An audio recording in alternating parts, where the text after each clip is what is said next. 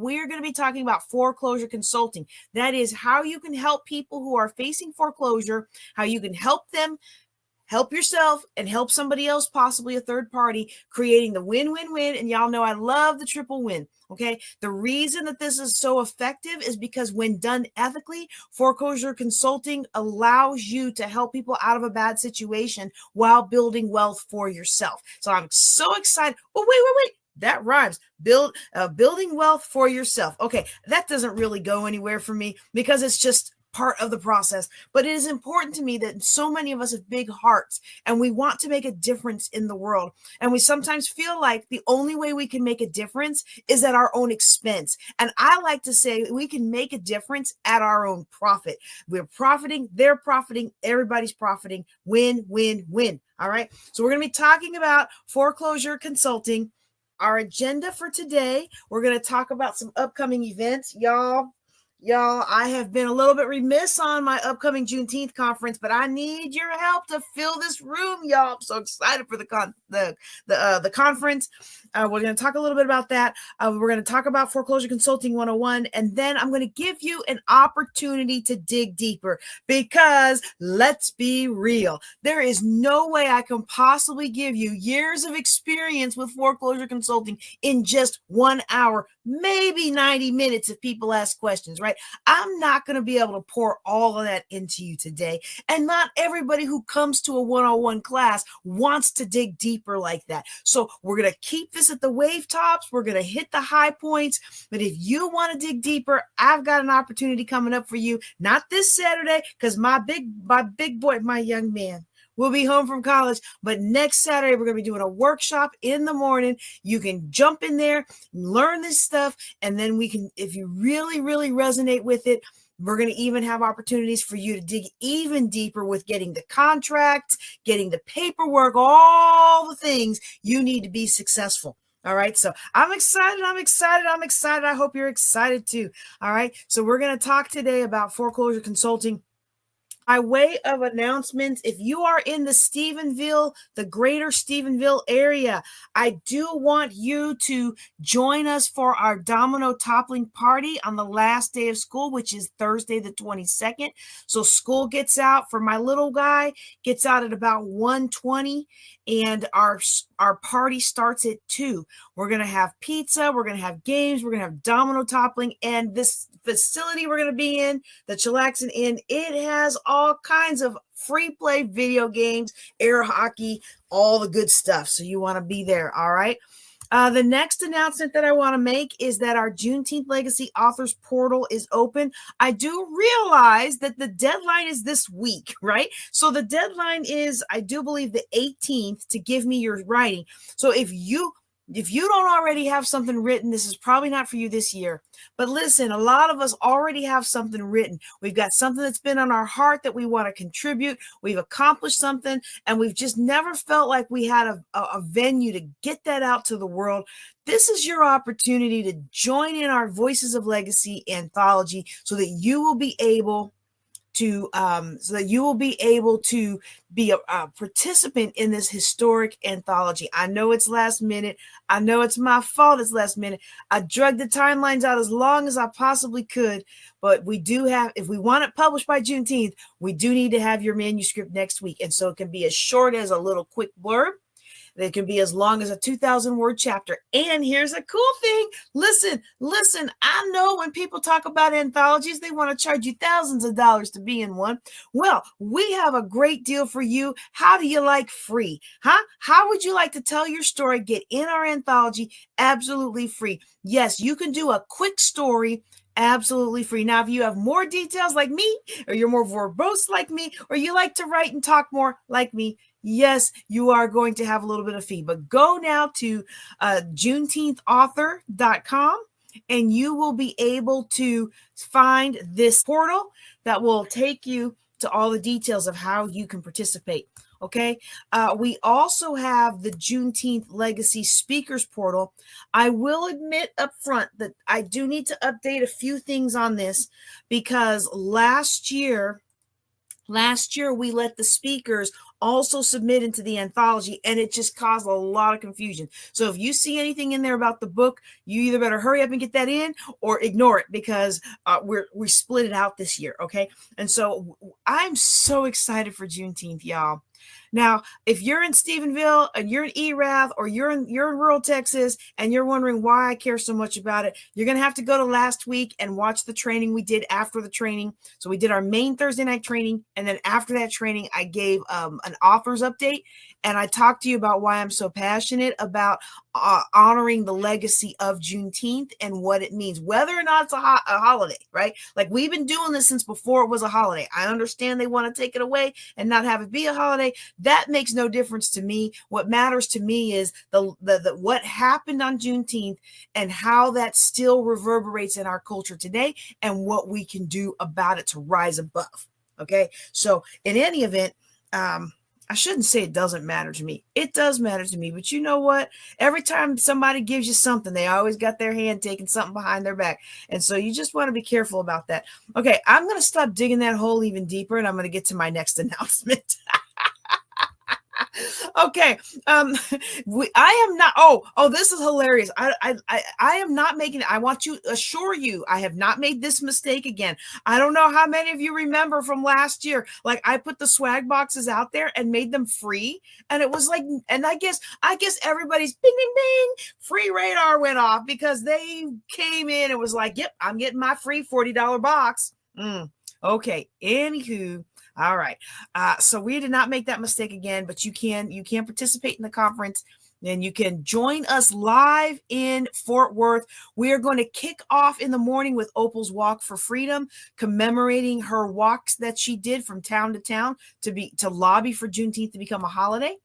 We are also going to incorporate some of the events of the first ever Freedom Vibes Festival put on by the National Juneteenth Museum, which will be opening up soon. All right. So some of their events have been added as optional events to our conference. We are not collecting funds for those. You got to go to that directly, but we are adding some of that in. It's going to be a good time. It's going to be a good celebration of people who have been able to pull themselves up. You know, everybody wants to talk about pull yourself up by your bootstraps. But some people's boots are stuck in the mud and the mire, and it's a little bit more difficult to pull themselves up, but people are able to make it work. And that's what this conference talks about. How do you build wealth in a culture that systemically tries to prevent you from doing so? I got to a point where I was trying to really not bring out a whole lot of the advocacy and things like that I did, because I wanted to have peace for my kid and peace for my household and peace for the town that I live in. But like, my kid already doesn't have peace. He already gets called names, racial slurs and things like that. And we already have, like, almost every day it's another story. And it's just like, okay, where do the kids come up? Like, they come up, y'all, these kids come up with the craziest, most unique ways to use a racial slur. Okay.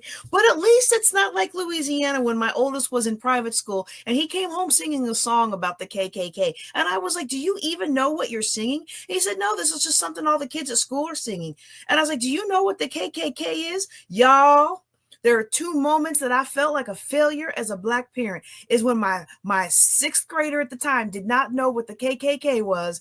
And when he narrated, y'all, he narrated, we sold it and we made plenty of money for his college fund. The book from Dr. Boyce Watkins, It Takes a Village to Raise a Child. And the first iteration, my boy, my strong young Black man who is on his way home at this very moment, reads about Dr. Dre. Yep. I'm surprised I still have a Black card. Anyway, so for me, it's very important that I make a life that's better for my children. And what's happening in the world today maybe doesn't affect us here in Erath County where I'm living right now, but it affects people I know and love and care about. People who are scared to walk down the street and who are carrying their papers and afraid that even with their papers, they will still be detained because they are Black or brown. And so for me, this is, people who have lost their jobs with no reason and no recourse. Wow, I was not going to get into this until after my class. So I guess if you are in the class today, hang tight. I'm going to land that Juneteenth plane and we're going to get right into foreclosure consulting. But you know what though? You need to know who you are learning from. See, I didn't start my real estate investing out here in with all the land and all the properties. Okay. I started my real estate investing in the DC area, in Baltimore City, in Prince George's County, in Charles County. Okay. That's where I started my real estate investing. And the issues that people face there is different than the issues that people face here. I was telling some folks today, we had a group of the ministers and we had a wonderful, wonderful presentation from a group called Homelessness Help, who are trying to eradicate. Y'all, we have 50 something homeless children going to our public high school, and the school's got what? Maybe the whole district's got like 3,000 kids. I mean, it's a rural area. It's not that many kids, right? Like when I was in California, my graduating class was going to be 3,000 people. I was only there for a year and a half. I ended up moving to upstate New York, but my graduating class at Victor Valley, I think it was like 3,000 people. That's more kids than the whole district here. And so they're trying to do something about that. But when they started to talk, I started to talk about creating pathways for home ownership, and people kind of looked at me like they didn't understand what I was talking about. So then I said, okay, let me draw it out. I bought this house, somebody else bought this house, somebody else bought that house, and we bought the block and we turned those houses around. We bought them for $3,000 to $5,000. We put money into them, and then now we created pathways for home ownership. And some of our tenants did buy the properties from us. Some of our, rent to own, owner finance. Some of our tenants didn't. But either way, all of us made our money and then some, like 10 times the money we put into those properties. And then the people who are in the properties now have an opportunity to elevate their lives through home ownership, which they previously couldn't afford to do. And what it really takes to change communities, I'm not saying go broke to change communities. I'm saying somebody has to take the lead. Somebody has to say, you know what? It's time out for just profit. It's time to leave a legacy. And I'm here to show you how to leave a legacy and profit. All right. So let's go ahead and get into it. Now that I've done run off all my rural Texas people, talking about Juneteenth, talking about why this is important to me, let's go ahead and talk about foreclosure consulting. Sometimes, and this is going to sound bad, but sometimes, never mind. I'm not even going to say that. Let me just get into this because I'm already 15 minutes in and I haven't even started yet, y'all. But some of y'all know what I was about to say. And that's what you're here for. You're here. It's like, let me give you another example. Let's just look, we already been offensive. Let's go all the way in on the offense. Okay. Now, if you are listening to this as part of the Ladies of Wealth podcast, I'm sure I'm going to use this as a podcast for something. I don't know what we would title it yet, but I do want to encourage you to join us on Thursday nights because we do these classes live. You can ask your questions live. You can get your answers live. You can watch my smiling face live on my YouTube, my LinkedIn, my Facebook, all that at JJ Knows the Way. All right. Now, since I've already busted the offensive barrier, I'm going to tell you a story about somebody who really, he says he didn't mean to do this. Okay. He says he didn't mean to do this. It just kind of happened that way. I might as well name him because when I name his conference, you're going to know who I'm talking about. So I did an interview a couple years back with a guy named Ken Krell, Krell. And he puts on events and he teaches people how to put on profitable events. And so they have a phenomenal business model. Uh, and so if you're interested in that kind of a thing, go out there and take a look at my interview with him from maybe 2 years ago. But one of the things that he does is he calls his conference Pride. It's like produce ridiculously something. What does the I stand for? It's ridiculously profitable events is basically what it is, whatever the acronym Pride is for. And he said, when you set up your event, if you already know that people are going to be offended about what it is you offer, something in your past, your background, your ethnicity. In my case, a lot of times the biggest offense that a lot of people have is my religion and the fact that Jesus Christ is my Lord, right? And so that's the biggest offense that people have for me. Like I used to speak on some really high access channels. And when I started when I showed my little mug, my new mug, hey, look at my new mug, Jesus is Lord. I wasn't even thinking, I wasn't even thinking, hey, I need to be neutral on this platform. I'm just like, look at my new mug, y'all. It has Cash is King, Jesus is Lord. I'm like all happy about my new mugs. Y'all, I got canceled so quick. I got canceled so quick. But you know what, though? The Lord didn't call me to speak to people who don't want to hear what I have to say. Right. And so what he was saying is when you have events that or you have an audience and you want to make sure that people in your audience are going to respect your views and your boundaries and the views and boundaries of the people who are naturally attracted to you, he said you should build in that, whatever that is, into your event because it becomes a natural filter. And it pushes people away who do not want to be engaged in business with you. Now, and I raise my hand and I'm like, well, is that why you named your event Pride? And he was like, huh? And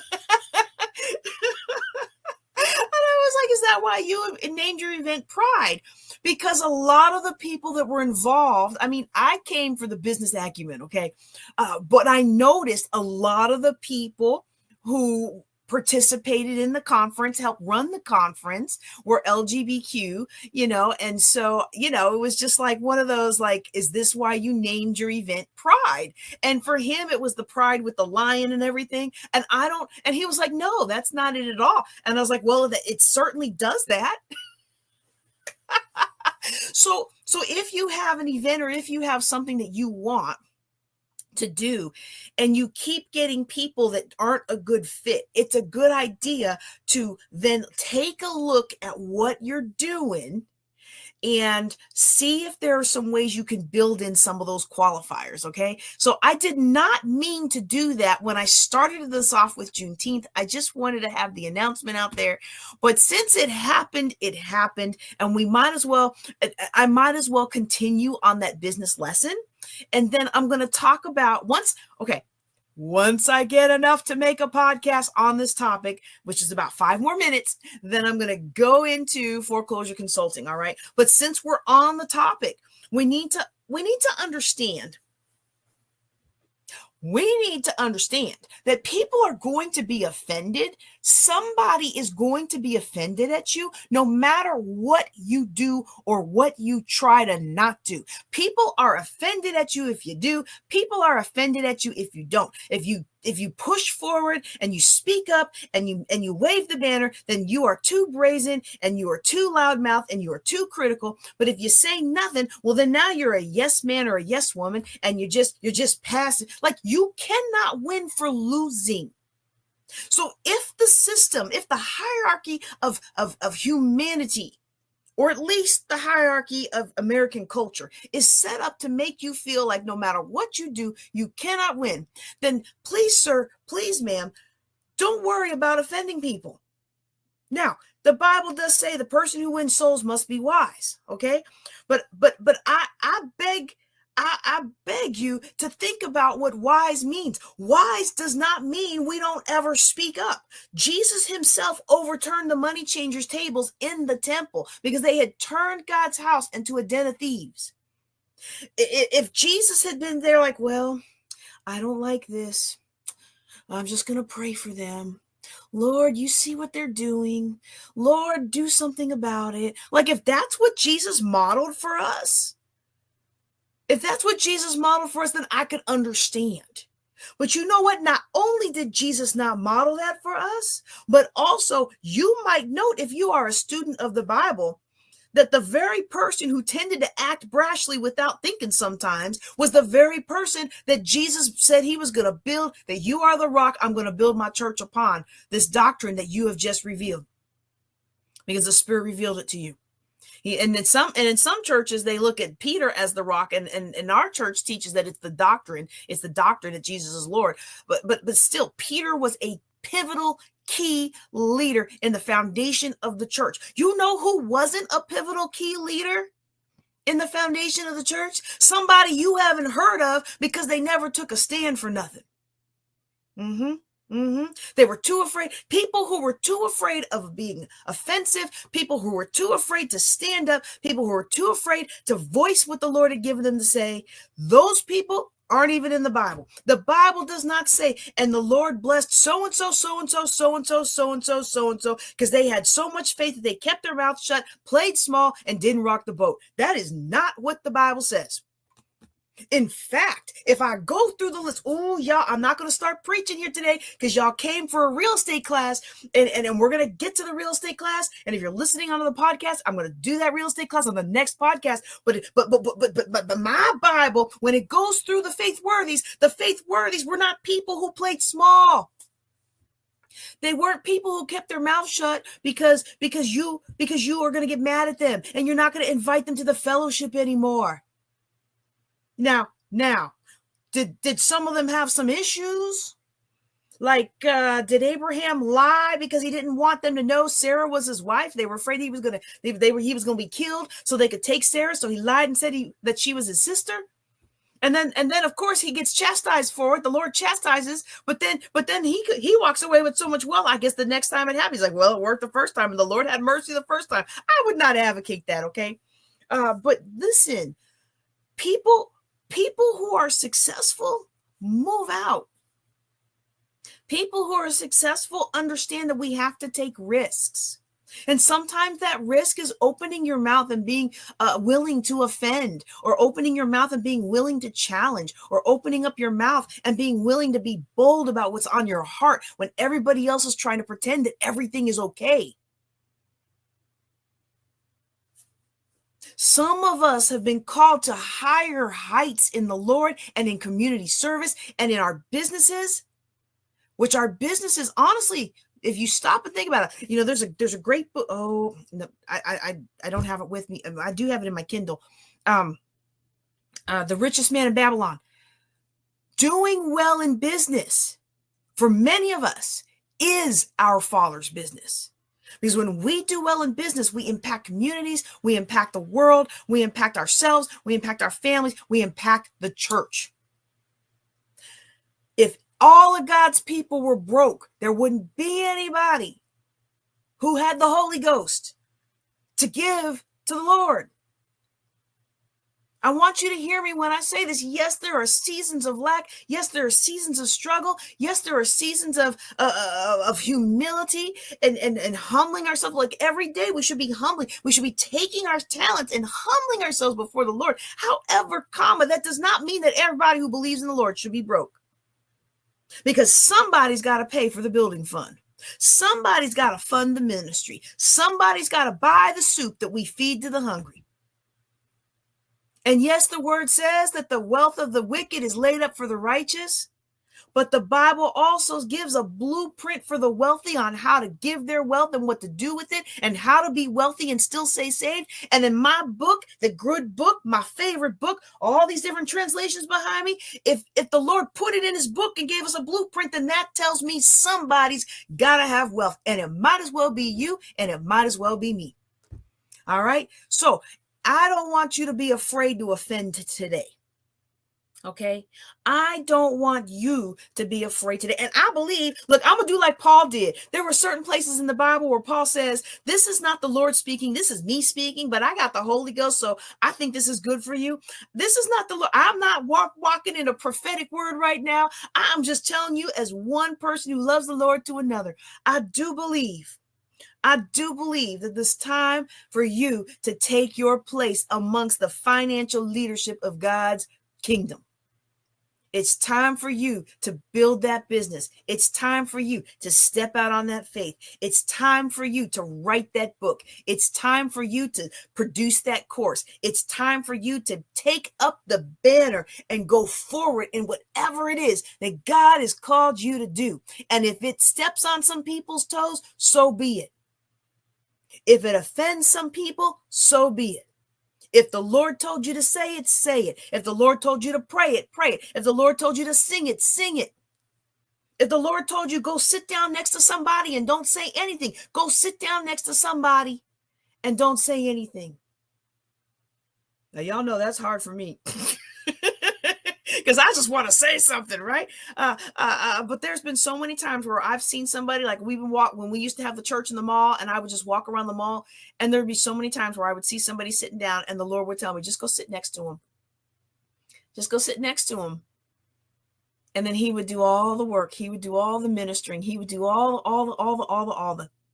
And some of us need to go and step out on faith. We're so afraid of offending people. We're so afraid of nobody's going to like us. You know what's the worst thing that happens if nobody likes you?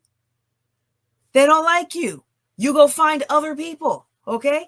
So I know that's not going to be well received by everybody, but somebody needed to hear that. And that's not for everybody. I think it's for most of the people that are watching me or listening to my podcast, but it may not be for you today. You have to work that out between you and the Lord. Like I was joking with a friend of mine the other day. She's learning how to stop being so petty, and I'm trying to learn how to be just a little bit more petty.